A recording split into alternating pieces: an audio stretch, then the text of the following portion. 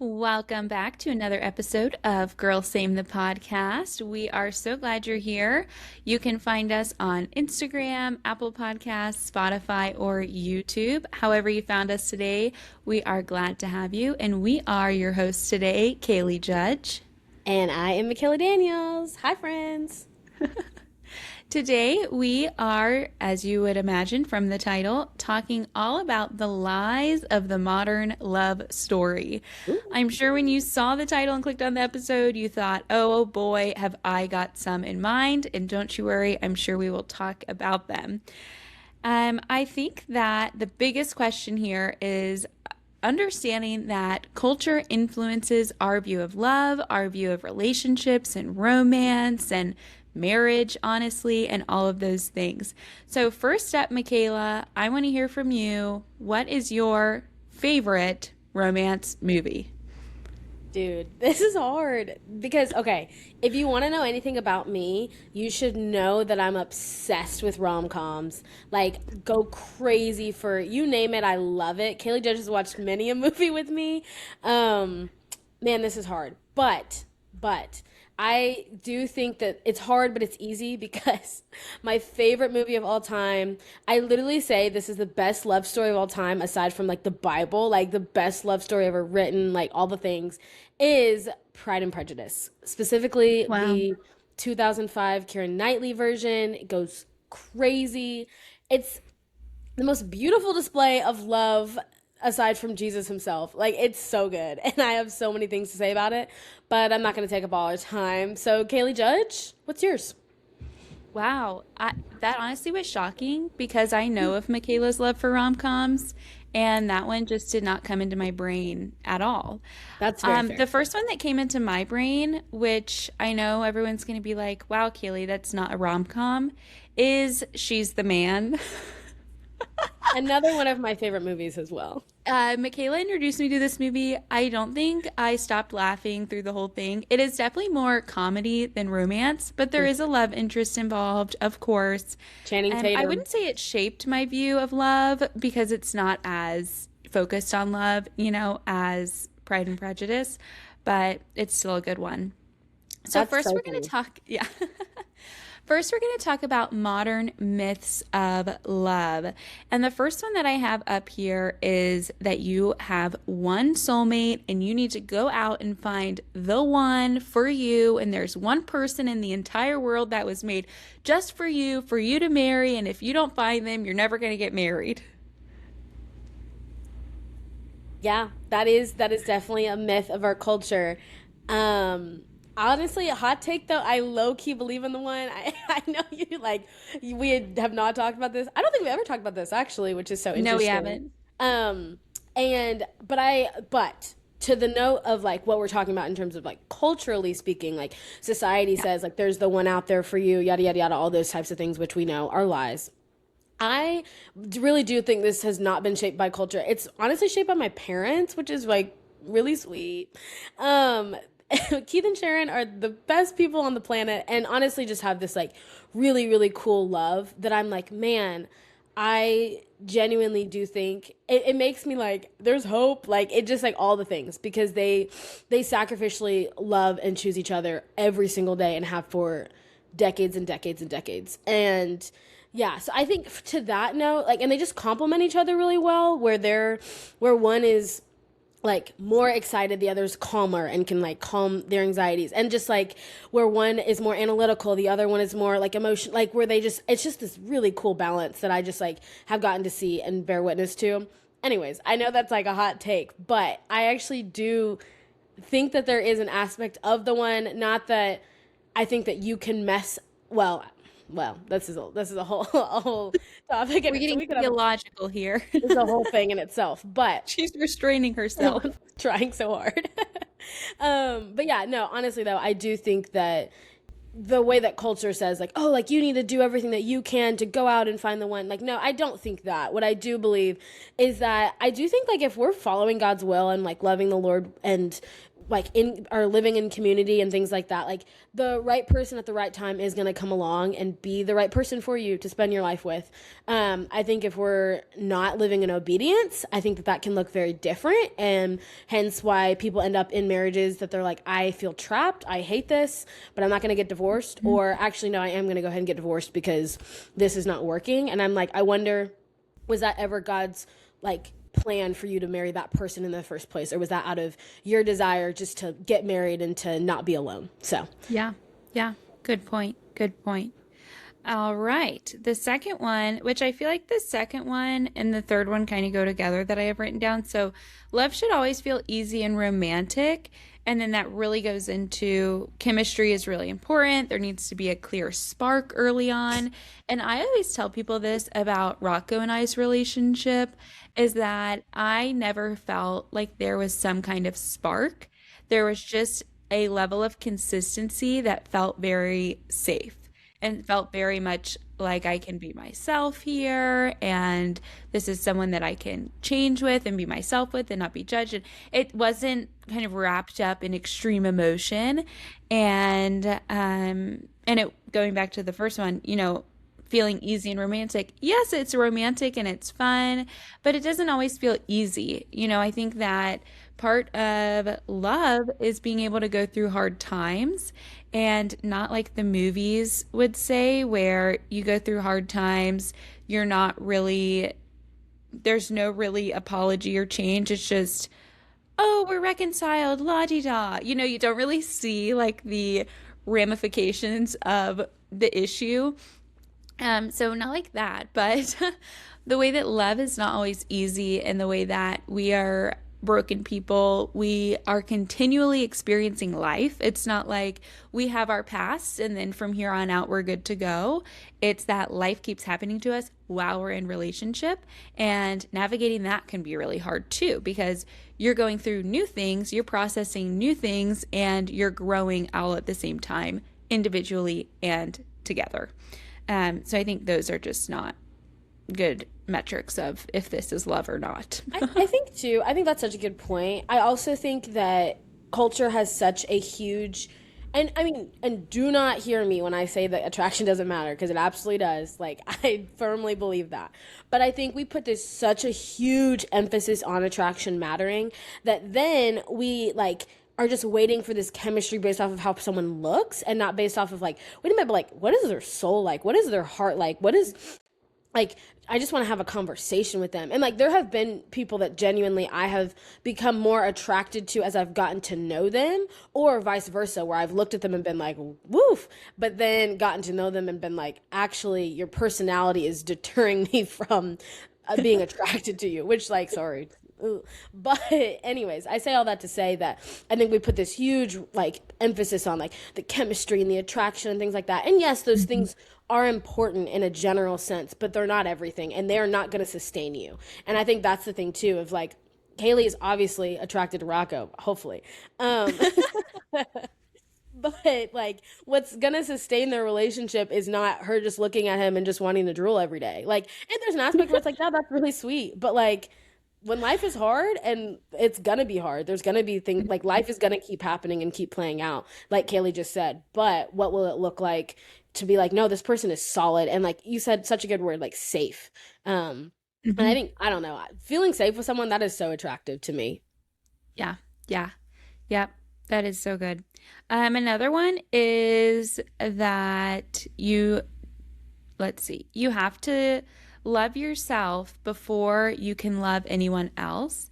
I feel like I haven't heard this one as much recently, but a couple years ago, maybe my algorithm has just changed. But I feel like a couple years ago, I would get all these like montages of people running, and then the voiceover would be some sort of motivational speech about how you have to be complete in yourself and know how to love yourself and take care of yourself before you can give anyone else your energy. And if you are in a relationship, then you should break up because you don't love yourself yet.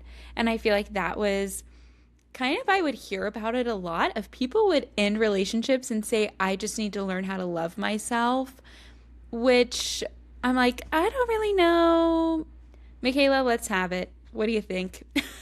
No, it's honestly like vulnerable moment. I think that not that it's a like how can I love myself, but I do think there's a measure of me of like how can I be the best version of myself because that's when I will get become loved. And I think actually that's what Mm, that is. Like if we're being really honest, is right. it's It's not like a like it's a subconscious thing going on and it's correct. coming out like that, but that's not what it is. Correct. It's how can I Interesting. be this like the most fit, the most intelligent, the most emotionally healthy, the most fill in the blank that I can absolutely be to earn the love that I like so desperately want. And so like as someone who's single, I definitely think not that I'm like I need to love myself, but that I'm like I need to for me it's I need to better myself to be loved, which is a lie. Another like it is a lie, you know? And so coming back to like wait, why do I believe that that is what's going to make me worthy? Because it's not. So, Yeah. That's a good point. Yeah. I think a lot of these actually, now that you say that, could be these are the outflowing of something deeper going on of, oh, absolutely. oh, if I do this, then I'll be loved, or oh, if I'm with someone attractive, then I will feel like I'm worthy in society because people will think I'm, cool and hot and whatever. The last one I want to bring up in this section of modern myths of love is that the right relationship will heal your loneliness and marriage will complete you. I want to hear your words on that because as someone who like you've got a rock on your finger, you've got a wedding coming up in a couple months, like oh my gosh, it's almost August. Oh my gosh, your wedding is coming up so soon. Sorry, in a moment. But just like for you, okay, you're planning a wedding, like girls dream, like they're I like full transparency because this is just I guess I'm being transparent today. I have had like a Pinterest board since I was like 13 of like my dream wedding, and it looks crazy now because like 13-year-old Michaela versus Michaela now, crazy. But like what is that like to be on the other end of it of like okay finally like let's crack open this Pinterest board, let's plan the things, let's get ready for this wedding and this marriage. Like do you feel what do you feel like? Yeah. Yeah. I feel very excited just because it's like something new, the next adventure. And not only just, it's not like a phase of my life where, oh, I'm going to go live in Phoenix or, oh, I'm going to go to college for a few years. It's, this is life and it's beginning with this person and everything's going to be new and different. And there's definitely an excitement to that. And there's definitely a nervousness to that too, because you just don't know what's going to happen. Life's like we've talked about, life's going to throw things at you no matter if you're wedding planning or moving across the country. Life doesn't care. It just keeps on happening. And so I am excited about that. And I think that talking about loneliness, you and we talked about this in our loneliness episode. You can feel lonely and be surrounded by people, and you can feel perfectly content and not lonely at all in an empty room. And I think if you are looking for someone else to ease the gap of your loneliness and make you feel like you're not lonely, it's not going to work. There's been times, even through our relationship, where there's been days where I'm like, I'm kind of lonely today. Not because Rocco did anything wrong or because we didn't hang out or something like that. It's just the human condition. We feel lonely when people are around and we feel fine when people aren't there. And it's just part of being human. And so I think that loneliness is definitely not something that can be cured by people, which we talked about in our loneliness episode. And marriage is not something that completes you. I think it can help you grow and is just an exciting part of life and will make you, marriage makes you more holy because it reveals your flaws and but it's not meant to make you this whole complete perfect angelic being, but it gives you a partner and a companion to have for life, and that is super beautiful. And if you want marriage because you want to be a wife, because you want to be a husband and serve and have a family and all these things, great, do it. If you want to get married so that way you can feel like a better person and have someone to tell about your day, then maybe not the best primary goals for marriage. But that's a whole nother conversation. Well, and I think too, I think as I think about marriage, I've had so many conversations with married people or just people in general where I'm like, oh, if that's what marriage is going to look like in terms of if I'm going to be more alone than I am in my one bedroom apartment married, but like there's just someone like next to me, I don't want it. Like that's there's no fruit in that for me. Like, ooh, and that's scary. And so I think there's a space there too where it's like you might the most people, the most some words. I've heard pastors and people say like the most dangerous place to be in is to be married and to want out and to be just like I am trapped. I wish I were single. When single people are like, man, I just wish I were married. Yeah. And so like, man, it's not worth it. Like for me, I'm like, I will never think I will. Well, I hope I will never come to a space of believing that like God isn't good enough for me, and so I'm just gonna have to force myself into this marriage and then end up down the Yeah. road just being so lonely and just feel so unfulfilled. A small short side story. I just got back. Well, I guess not just, but 5 days ago, got back doing summer camp. I went with like the girls that I serve with at church, and I had the coolest moment with them where of course, I want to get married, all the things. I want to have kids, all of it. And they're going into their freshman year of high school, and I felt like every day I like just had this like love that grew for them more and more every day. And I looked at the lady that I serve with, and she does have kids, and I was like, I know I don't have kids, this feels like the closest thing to having kids. And it just watching them like love Jesus and like have so much fun in life and all the things, I was just like, this is the best. And yes, I want to get married, but also simultaneously, and I told them this, and literally like our last night of camp, of course everyone's crying and I'm like, I would rather like be single the rest of my life. Like I will be okay if this is what my life looks like because of how blessed and how fulfilled my life can be. Yeah. Like with not just with them, but like with so many other things, with a Yeah. podcast, with community and all the things. And so I say that to say too that I think a lie that society tells us is that you are missing out. Your life cannot be as full or as good if you're single, and that is not true. Like it's Yeah. not. It's a big lie. Yeah. I love that. Good reminder. All right. So, what actually makes love last? Just a caveat here, we are not experts at love. We are just two girls with the microphones. So these are opinions, but I think they're pretty good ones. So, first off, or kind of first three, I guess, consistency, character, and commitment. Over the alternative would be intensity, chemistry, and convenience. And Michaela's kind of touched on this already that, chemistry isn't everything. You need to get to the heart of the person, to their character. And then consistency over intensity. I think, especially if you are in a more immature relationship, like if you're younger or maybe the person you're going out with just isn't at a good level of maturity yet, there's a lot of intensity at the beginning where it's kind of like, let's hang out a bunch. We're going on elaborate dates. Everyone's dolled up for these. You're kind of putting on your best character, but maybe it's kind of more of a mask than really a side of you. It's kind of fake almost, and it's very extreme. And then it starts dwindling off as they get more comfortable or as you get more comfortable and start getting into the rhythms of who you actually are. And then I think this is where a lot of people kind of fall off and start realizing, oh, they're not who I thought I was. You're not who I was when we first went out. And it's because, yeah, they weren't who they were because there's just not. I mean, maybe it's not maturity, but in my head, Michaela's definitely going to say something about this. I think in my head, I'm like, there's a certain level of maturity that you have to have where you can show up on a first date, be yourself, still put together, but be yourself and be comfortable with this might be the only date I go on with this person.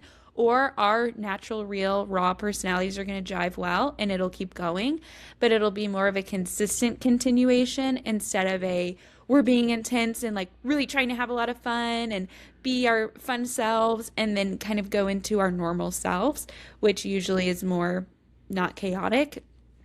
And then people get shocked because they're like, this isn't what I thought I signed up for.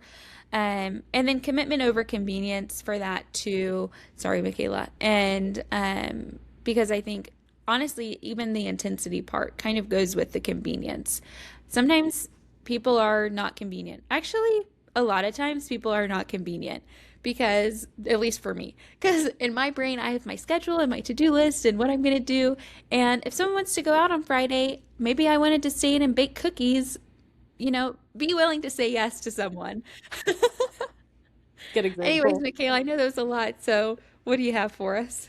No, that was no, I think that was great. I was just gonna say I I have this thing in my brain. One of my favorite foods is chicken wings. And I just going somewhere, I promise. And I would love to be able to go on a first date where I can just eat chicken wings. And like chicken wings are so messy and like typically every time I sit down to eat a chicken wing, I'll look at it and I'll be like, it's a bad day to be a chicken wing, like because I'm like it's about to get torn up, like it's about to be a whole thing. It's messy, fingers, whatever, and that's just like a micro example of being able to like come up and like show up as yourself and not like I'll have the side salad. Like no, like I want to be able to be myself. And if someone is like this girl is just eating chicken wings and I want a woman who's eating a side salad, then I'm not your girl. Like then that's not the right Yes. person. And that's a micro level of like the macro of all of the intricacies of me is chicken wings. But that being said, like being able to just show up authentically and be yourself is huge. And I still, obviously being single, have yet to like find that with someone that's lasted consistently that I'm like, oh yes, like this person and I like are just jiving. But I do believe like I'm like one of these days, like, man, I'm waiting. I'm holding out. So but yeah, just I think, don't I was just sorry, last thing. I was just gonna say like no. don't hide aspects of yourself to be loved. Like because that isn't like that isn't love, like Jesus loves us at Mhm. our worst. And whoever you marry is going to love you at your worst through your worst. And so Mhm. don't start off your relationship by basically essentially lying and hiding.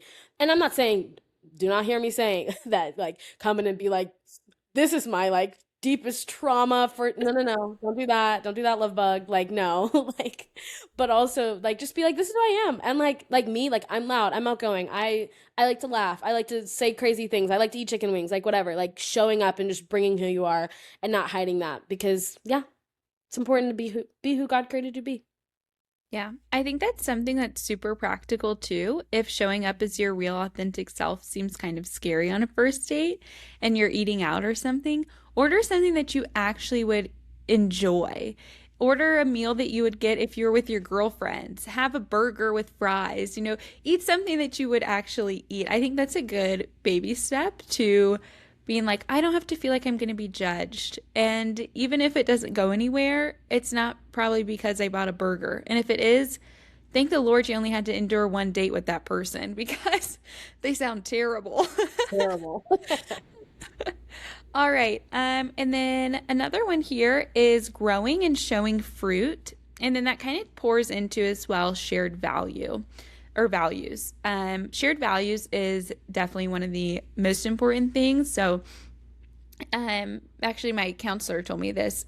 Main predictors of divorce are finances, faith, family, like having children, and then I think there was another one that I can't remember. But obviously, values is a really big part of all of that. And then growing and showing fruit is kind of an offspring of those values that we're talking about because Michaela and I are Christians. And, if someone's not growing, if they're not showing fruits of the Spirit, if they're not, if they had to tell you they were a Christian and you couldn't have kind of maybe guessed from their actions, there's definitely some sort of problem because they should be representing Christianity well. They should be kind to Or people and full of yeah. grace and If the sorry, only go ahead. way that no, if the only way they're a Christian is because, oh, I go to church. Like if that's Right. yeah, I go to Yep. church. If but I would have no idea otherwise by Yeah. the way you speak, the way you act, the way you move about the world.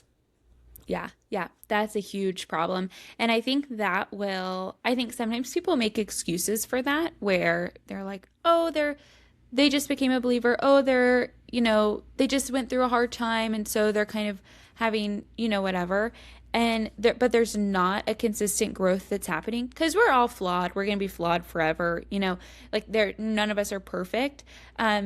But so long as you're in your flawed state and continually growing and progressing, that's fine. But if you just find yourself always making excuses time and time again for poor behavior, actions, and things like that, I think that could definitely be a sign of, maybe they do go to church, maybe they have a relationship with God, but they're just not, like we say in Christians often say, equally yoked. So they're not really at the same place with the Lord as you are. And that's okay, but just know that that's probably not going to be the best long term, especially when it comes to children and things like that. How you're raising them, values you're teaching them, what they're learning just by observing their parents live and grow and change. So, yeah. And then one that I put on here that I think is super important is friendship, because your spouse is it should be your friend, like your best friend of all time. You guys can laugh together, cry together, watch movies together, go on trips, and it can all be fun and exciting. Yes, you can have hard times, you can cry, all this stuff, but you should be able to have fun and just enjoy each other, want to spend time together. And I feel like there are couples out there in relationships where it's like, you're fine to be around. And I'm like, oh my gosh, that sounds terrible. That sounds so awful. Do not sign me up for that. Like, I love hanging out with people and just like shooting the breeze. Like, we can just sit on the couch. We don't even really have to talk, and I'll be having a great time. And being able to do that with someone and just be who you are is so important. That's so good. Yeah, I think about, again, I'm going to reference my parents because I'm very blessed to be able to say, like, that is a relationship firsthand that I have gotten to see that is godly and uplifting and beautiful. But like, half the time I'm with them and they're cackling about something, and I'm like, I really am out here on the outside of this inside joke. Like, they're just having their own good time. And they have been married for years, like 30 plus years, like a very long time, where I'm just like, y'all still are just vibing, which is so fun. And too, like the space of my mom always says, she's like, she'll like to my dad and she'll be like, I like you and I love you, of like, no, it's not just this like, yeah, I love you because I have to choose to love you because it's sacrificial, yada, yada. But it's like, no, but I like you. Like, you're fun. Like, you're cool. You're fun to be around. Like, kind of just that, like, that first, when you first start dating someone of like, oh, like, I think I like him. But it's like, man, like, what does it look like for that to last? And the Yeah. consistency in that too. So important. Yeah. Yeah. Someone that you can be best buds with for 50 years. That's the kind of love that we're looking for. There's a Amen. ton of other things that make love last, as I'm sure you guys know, but those are some top ones. We do want to talk real briefly here before we wrap up about our model for love. Like we said, we are Christian, so our model for love is Jesus. It's in the Bible.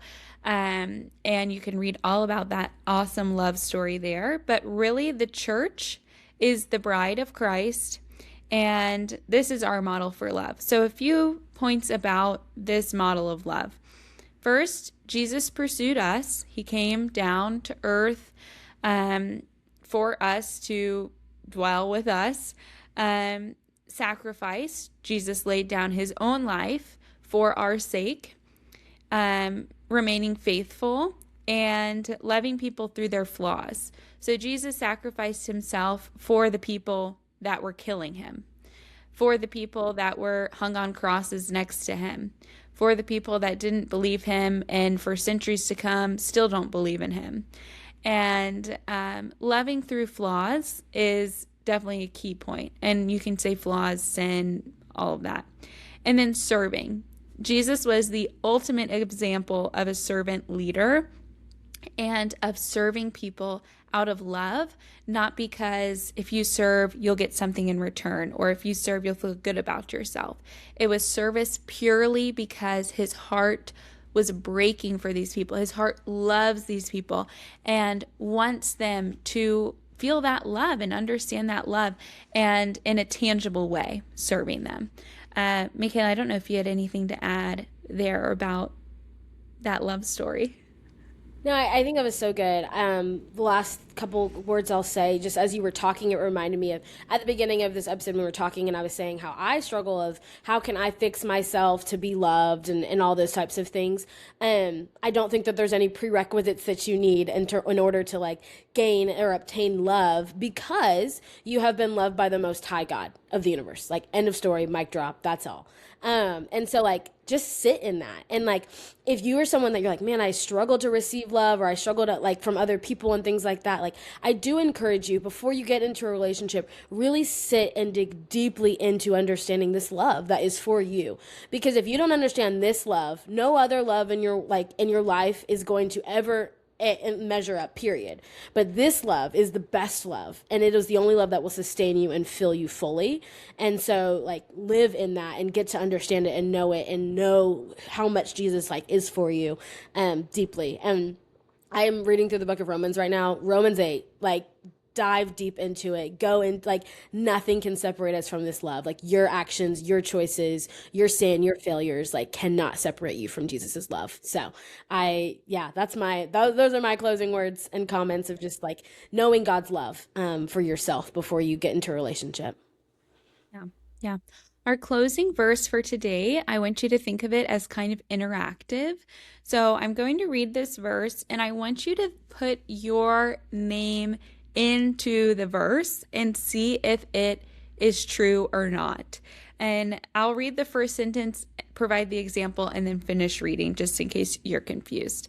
So it's 1 Corinthians chapter 13, verses 4 through 7. The first sentence is, love is patient, love is kind. So if I was doing this for me, I'd say Kaylee is patient, Kaylee is kind. Okay, let's keep going. 1 Corinthians 13, 4 through 7, all the way through. Love is patient, love is kind. It does not envy, it does not boast, it is not proud. It does not it does not dishonor others. It is not self-seeking, it is not easily angered, it keeps no record of wrongs. Love does not delight in evil, but rejoices with the truth. It always protects, always trusts, always hopes, always perseveres.